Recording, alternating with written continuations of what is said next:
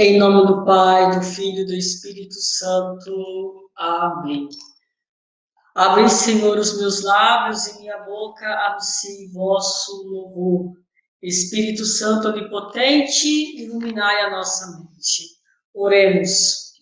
Concedei-nos, ó Deus, perseverar no vosso serviço, para que em nossos dias cresça em número e santidade o povo que vos serve, por nosso Senhor Jesus Cristo, vosso Filho, na unidade do Espírito Santo. Amém.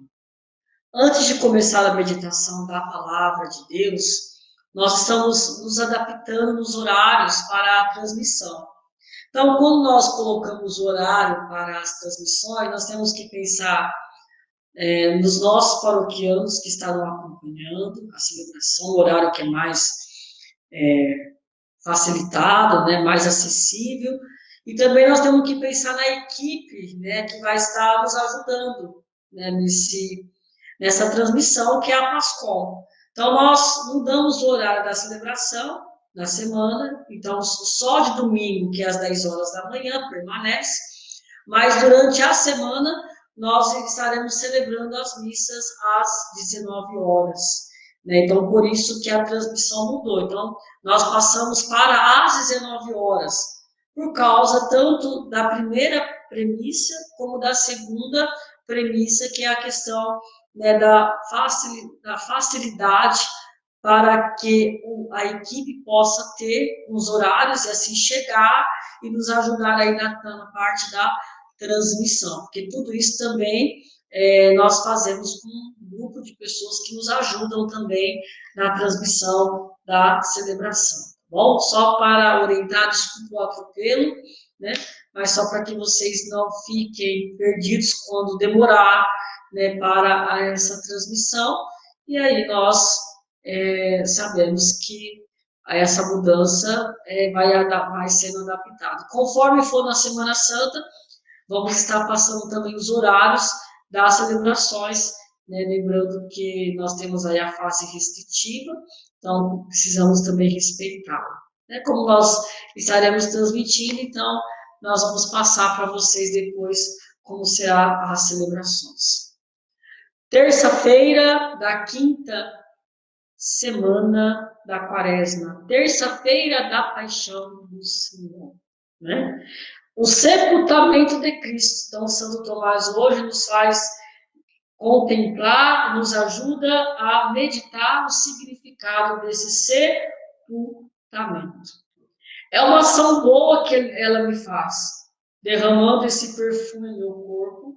Ela o fez em vista da minha sepultura, quando a mulher, a pecadora, entrou na casa do fariseu e começou a lavar os pés de Jesus. Né? Então, Jesus, né, começou a perfumá-lo, né, secando, enxugando com seus cabelos, e Jesus aqui faz, então, um elogio a esta mulher. Era justo que Cristo fosse sepultado. O primeiro ponto. Isso provava que ele havia morrido realmente. Ninguém é posto no sepulcro se não estiver indubitavelmente morto. E conforme lemos no Evangelho de São Marcos, no capítulo 15, Pilatos, antes de permitir que Cristo fosse sepultado, averigou cuidadosamente para certificar-se de que Cristo estava morto. Lembremos que a morte de Cristo é uma morte muito rápida, por causa da sua flagelação, dos tratos, né, que ocorreram diante a esse sofrimento. Jesus aqui, ele durou pouco, né, 3 horas apenas, né, da sua agonia na cruz. Normalmente, os presos, né, eles demoram um dia ou 2 dias para morrerem na cruz, né? Então, por quê? Porque a cruz significa que ficar ali naquela amargura, né? Da crucifixão, da dor, do sofrimento, né? Então, seria uma agonia aos poucos, né? A humilhação, além de ser humilhado, experimentar, né, o gosto amargo da crucifixão, né? Da crucificação. Jesus, então, foi condenado 2 vezes, né? Lembramos, né, tanto pela questão da flagelação, né, e a questão também né, da crucifixão, que era, né, a sentença maior de morte, e essa sentença era dada como julgamento, como, né, processo romano. O fato mesmo de que Cristo ressuscitou do sepulcro dá esperança a todos os outros que jazem em seus túmulos de ressuscitar através dele. Quer dizer, Jesus, ele experimentou a morte, ele passou pela morte. Nós temos o símbolo da cruz e nós temos também o símbolo da sepultura, que nos indica isso. Jesus, de fato, morreu e ressuscitou, para mostrar que ele passou pela morte e venceu a morte. E vencido a morte, também nos garante a vida eterna, que todos nós passaremos por ela e não permaneceremos. Conforme se diz no Evangelho, todos que se acham nos sepulcros sairão deles ao som de sua voz, e os que a ouvirem viverão. Então, a voz de Cristo é a voz da misericórdia. A voz de Cristo é o grito que ele faz ao Pai. Pai, em tuas mãos eu entrego o meu espírito. Ele entrega o teu espírito a quem? A cada um de nós que estávamos mortos pelo pecado, e através do seu espírito nós vivemos, porque aqui a morte não é a questão física, é uma questão ontológica, a morte do ser, né? A morte enquanto não existência, mas a morte espiritual. Serviu como exemplo daqueles que, pela morte de Cristo, estão espiritualmente mortos para o pecado, como nós já falamos. Daqueles, isto é, que estão escondidos dos túmulos dos assuntos humanos. Quantos túmulos, né, que nós temos, no medo, dos ressentimentos, né, da gratificação, né, também, né, da impureza, né, de uma história não resolvida. Quantos de nós nos escondemos? A nossa vida deve estar escondida em Cristo. E quando ela está escondida em Cristo, ela ganha um sentido, ela cresce, ela dá frutos. Mas se a nossa vida está escondida nos túmulos, nós sempre ficaremos como mortos. Assim diz São Paulo: estáis mortos, e a vossa vida está escondida com Cristo em Deus, como nós já falamos. Assim também aqueles que são batizados foram como que enterrados com Cristo, por sua imersão. Como de novo diz São Paulo: fomos, pois, sepultados com ele na sua morte pelo batismo. Então, pelo batismo, nós experimentamos essa sepultura.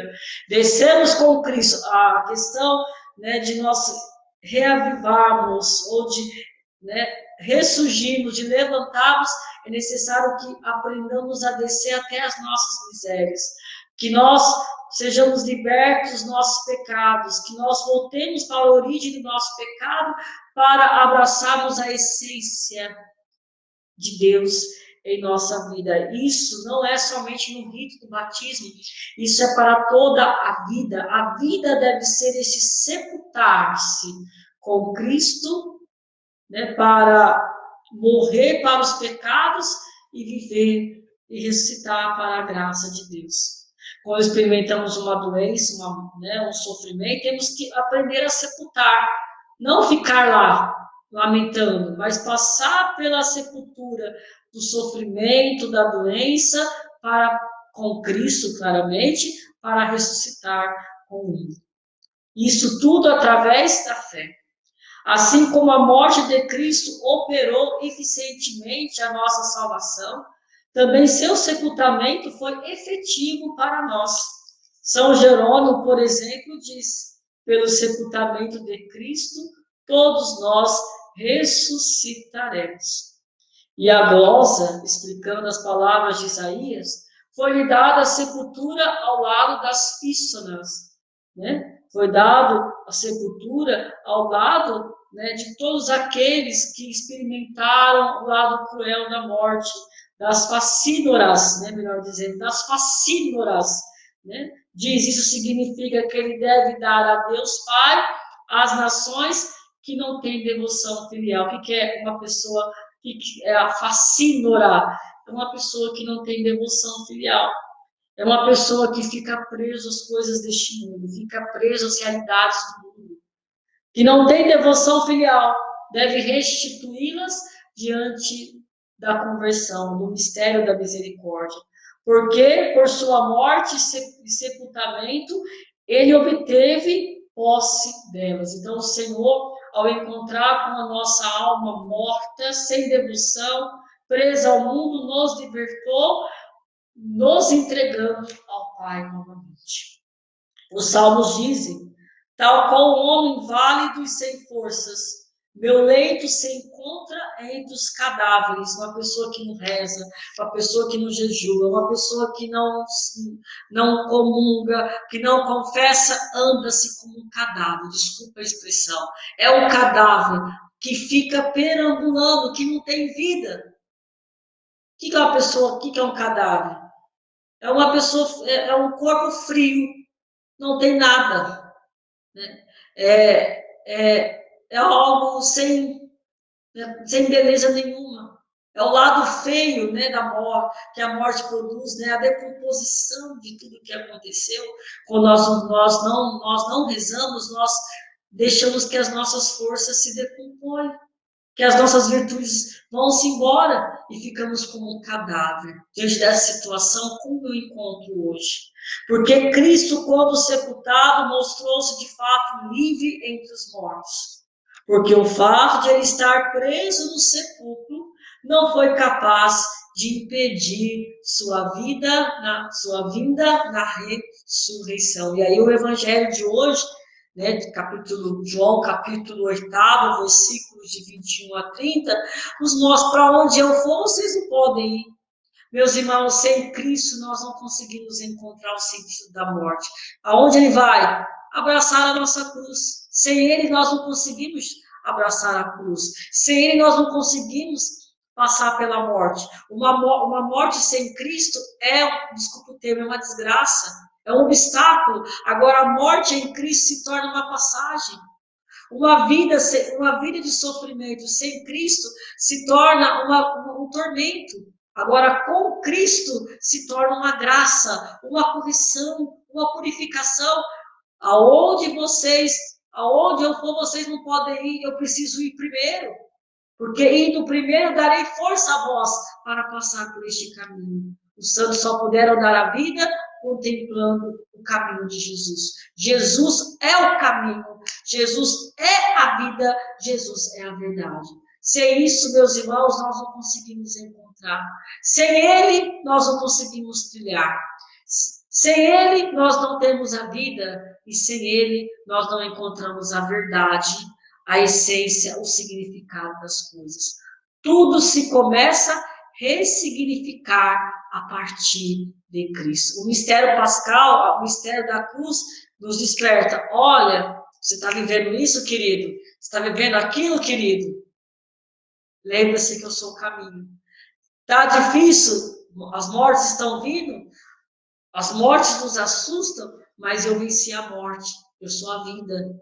Está difícil, o mundo que está cercado de mentiras, a imprensa que fala uma coisa, depois diz outra. Lembre-se, eu sou a verdade. Deixe iluminar o teu coração e tu irás descobrir, ressignificando a partir de mim as coisas que tu não compreendestes. Louvado seja o nosso Senhor Jesus Cristo, para sempre seja louvado. Que o Senhor esteja à tua frente a guiar, esteja ao teu lado a apoiar-te, esteja atrás de ti para te guardar, esteja sobre ti para santificar. Que o Senhor cuide daqueles que se encontram enfermos por intercessão da Virgem Maria, nossa mãe, que São Miguel Arcanjo, São Gabriel e São Rafael interceda para os nossos filhos, aqueles que estão desempregados, aqueles que estão vivendo a carência do alimento espiritual e material, que nos dê um coração generoso, solidários em favor desses nossos irmãos. Libertamos assim da corrupção e também dos desejos desordenados. Que o Senhor nos ajude sempre iluminando o nosso país, que a sua face volte sobre nós e nos conduza. E assim, nós pedimos a intercessão da Virgem Maria, nossa mãe, para que o teu coração imaculado, mãe querida, possa triunfar diante dos nossos pecados e desta pandemia que está ceifando muitas vidas. Por Cristo nosso Senhor. Amém. Em nome do Pai, do Filho e do Espírito Santo. Amém. Uma boa terça-feira, que o Senhor esteja diante de ti.